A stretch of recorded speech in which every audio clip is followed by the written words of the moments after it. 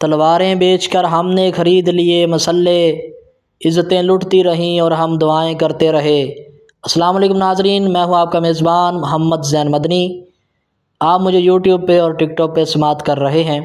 کل رات کو میں نے ایک ویڈیو بنائی تھی جس میں نے پرنسپل کے بارے میں آپ کو بتایا تھا کہ انہوں نے اسٹوڈنٹس کو کافی دھمکیاں لگائی ہیں کہ اگر آپ نے یہ بات لیک کی تو ہم آپ کو سسپینڈ کر دیں گے، کالج سے نکال دیں گے۔ اس کے باوجود اسٹوڈنٹس نے ہمت نہیں آ رہی، حوصلہ نہیں آ رہا۔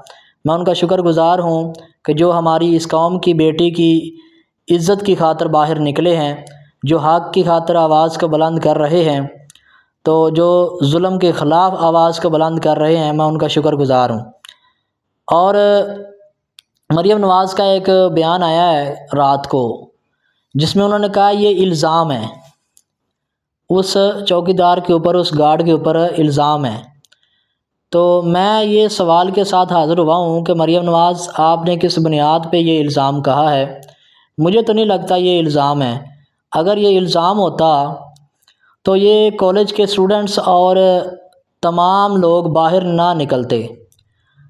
اتنے دن زیادہ ہو گئے ہیں کہ ان کو باہر نہیں نکلنا چاہیے تھا پھر، اگر یہ جھوٹ ہوتا تو، اور ان کو ڈنڈے نہیں کھانے چاہیے تھے۔ ڈی ایس پی آیا، اس نے دھمکیاں لگائی ہیں، لاہور پولیس نے کوئی بات نہیں سنی اور مار مور کے ان کو چلے گئے ہیں۔ کافی اسٹوڈنٹس ایسے ہیں جو ہاسپٹل میں پڑے ہیں۔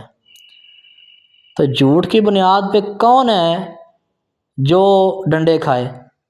اگر وہ حق پہ ہیں تو ان کا ساتھ دیا جائے۔ آپ ظالم کا ساتھ دے رہی ہیں، مظلوم کا ساتھ دیا جائے۔ بہت شکریہ۔